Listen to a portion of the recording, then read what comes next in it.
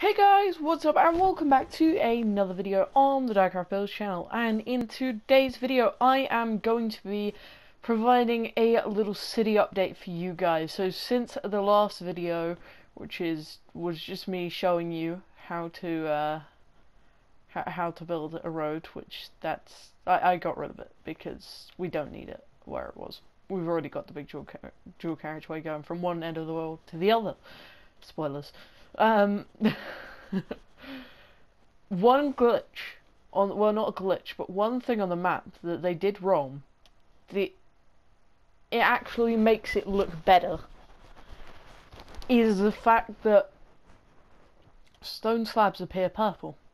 Now, if that was all grey, it would just look like a big grey blob, and it would look like just a surface, and it wouldn't look like there was any buildings there. But because there's that pink there, you can see where the buildings are, and you can define where the buildings are. But yeah, so I'm not gonna look at this map any longer. I'm just gonna give you one more skim over the map.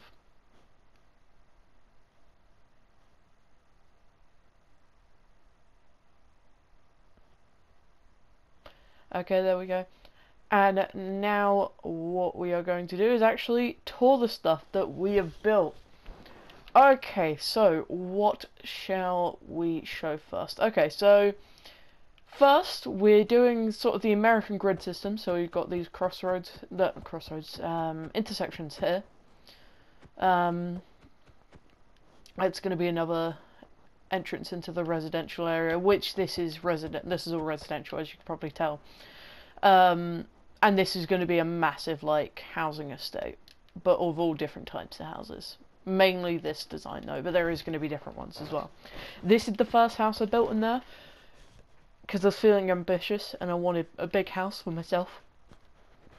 So, I built a huge house. None of them have interiors, by the way. Just, they're all empty. On the back, we have a little patio design. Feel free to take screenshots whenever you want.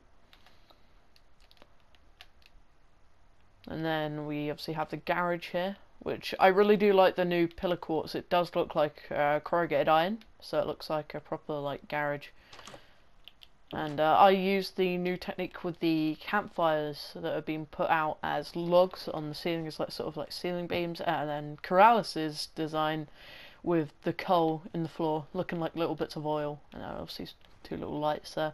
I also put snow on the inside just so it isn't all green. And yeah, I do actually like the way I do actually like the bushes, the bush design on the outside. Pretty simple. I might actually do a video on different bush designs you can use.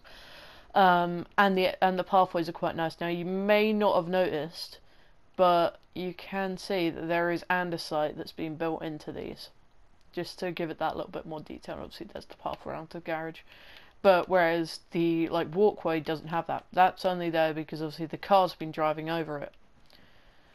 Okay, so what we have here is just sort of like a smaller version of that house, really. Nothing too much to it. We just got like the standard driveway again. We got another sort of alright design for the fences on the back. Don't worry, this house isn't going to be properly on stilts. There's going to be like grass covering the back of this. Like, you're not going to be able to see that. So, okay, moving on. We've got this sort of like small little bungalow. I'm not too proud of this, but you know, I took some inspiration from the Expressionist with this build when he did a sort of little suburban area. Like, the reason I'm not too proud of it is because I didn't come up with the design. Yeah, it was a big take on the Expressionist build, so big shout out to him. I'm going to be putting a sign in this build, by the way, just as a little homage to you, and just so you get the deserved credit for this. Yeah, once again, cool little fence design. Not fence, but like bushes. I like the low cut bushes as well. It's quite nice. Anyway, here we have the first intersection with the traffic lights. I didn't actually put the colours in the traffic lights. I didn't actually put the lights in the lights. Just because there is an item frame limit in the world. So every time I have an intersection, which is obviously going to be quite often, considering here's an intersection, there's an intersection, you know? We can't be having all of our item frame space being taken up by these. Okay? It's mainly, our item frame space is mainly going to be taken up by maps. And out the front here we can see that this housing estate is going to be called Ember Wood Housing Estate. This sort of design with the 2 brick walls is also inspiration from Sergeant Thomas. I believe he's called something different now. If I can find it, I will put it in the description of the video. Same with the Expressionist. I can't put a link because obviously I'm editing on PS4. But I will mention their names in the description. I did put the bushes in the middle of the road. I don't know if any of you guys noticed that. I did put those in from the tutorial the other day. Anyway, moving on. We'll show that last because that's the bit I'm most proud of. This building, once again, a ring off the Expressionist. The bottom bit is a ring off his strip mall, which I like the design of. So I sort of was just like yoink. Once again, you're going to get credit for that Expressionist if you're watching. Same with the main building apartments area of it, because in Berkeley there is apartments that are pretty much exactly the same. So I pretty much stole his design with that. So sorry about that, man. I'm giving you full credit for it though. I'm going to be placing a sign down. Sorry, I forgot to do it before this video. We do have some little cars though. I'm not too proud of them. The van I like, but the cars are a bit crap. I don't know. We'll see. If you guys like them, you guys like them, and I'll do a tutorial on them. And then you got sort of like more council estate cars. Anyway, so going down the pathway, we have this building here, which is very simple, but it's quite nice looking. There's not going to be an interior to this, but I am going to have to put some floors in at one point, because big glass buildings with nothing inside them look really strange. So I'm going to do something about that. And obviously you have these parking spaces here as well. Got a nice sort of little tree area. We got like the back, we got a little alleyway going through here just so you can get round here. Because if you noticed around the front there is parking spaces, so there's no pathway there. So you've actually got to walk round to be able to get to the next bit of the path. But yeah. And this road is obviously going to continue. There's not actually going to be more road going out this way, but there is there, as you can see. Also, at the end of that road, I'm probably going to do another junction. Right, so the last bit, the bit I'm most proud of, is my sort of London Underground station. I need to change that logo to London Underground. But it's going to be... We need to find a name for the city. So if you guys do want to try and name the city, then please do leave a name in the comments. And I will definitely look through the comments. And yeah, I'll pick which one's the best. But anyway, so this is the underground train station, which I just about managed to fit in this pathway. Which I'm glad there is car parking spaces here, because that would be really awkward if you had to walk past it. Although there is this big bit here, so I suppose that isn't too bad. Anyway, so going down, we have sort of like the different materials, just as if it's been like changed over time. We've got the posters going down, simple grey walls. Here's the gates. So this is where you'd scan your Oyster card. This is the green ones are where you can go through, and the red ones are where you can't. We got a little shop here, and because Sony is copyrighted, I called it Phony. Because it's not Sony, it's a phony of Sony. Do not enter, we're rebels. So this is where you get the cigarettes. In England, I don't know if it's the same in America, but you get sort of like a big white cabinet, and it has a big sticker on the front of it. That's not meant to be the big sticker. And it has a big sticker on the front of it saying smoking can kill you, basically. But yeah, so I thought I'd like include that because that's in every single like London Underground station ever, and then just like general stuff. In fact, something that I have been told to do is put some bookshelves there and see how that looks. Oh, that looks good as well, yeah, because that'd be like where the sweets are and the kids are always like begging to get sweets. I know, because I used to be like that.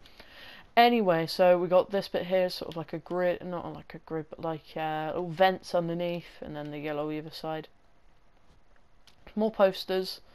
That is where you put money onto your Oyster card. I did actually forget to put the light behind this, so there you can see. Yeah. Anyway, moving into the train station itself. Here we go. So, pretty big, huh? Okay, well, yeah. It's huge. But let me walk you through this. So I'm going to be doing a tutorial on this train sometime soon, probably today actually, or maybe I'll do it on Tuesday because I know JJ wanted me to bring back tutorial Tuesday. So we'll see about that. We'll see if we can sort that out for you, JJ. Oh, sorry about that. I'm yawning. I don't usually do that in a video. We did do properly like underground, like deep underground. What they'd have in train stations is they have like under the track this sort of like a little bit of a crawl space, I guess you call it. But I fully like detailed it and everything. I think it really does add a lot being like that. We've even gone into so much detail that we've put a little electric room, little generator room in here. And we are going to be putting some posters on there at some point, but I've just got to figure out how I'm going to do it without reaching the painting limit too fast. But yeah, so I'm definitely going to be doing a tutorial on this train today, actually. And I promise you guys it will be today. So after this video comes out, I'm going to start working on that tutorial. But yeah, so that's it for the train station, guys. And that is actually it for this part of the tour of what we built so far. This is the second episode of the Let's Build a City Series 2. So if you guys are trying to support me, then please do leave a like, just so I know that you guys do want to see more of this kind of content. Once again, I'll go over to the map. In fact, I'm just going to dig down just so you can see properly the immense scale of that train station. Like, it's pretty big, guys. It looks bigger from the outside. It's pretty big, you know? It took me a long while to build. That looks... Oh, I've got to do a short film with this. That's going to be cool. Okay, look out for that. Anyway, so that is it for today's video, guys. Thank you so much for watching. I'm just going to go over to the map real quick so you can see what everything looks like on the map just one more time. There you go, there's all the buildings on the map. And now I'm going to just give you a quick flyover while I end the video. So thank you all so much for watching, and I will see you in the next one. Bye, guys.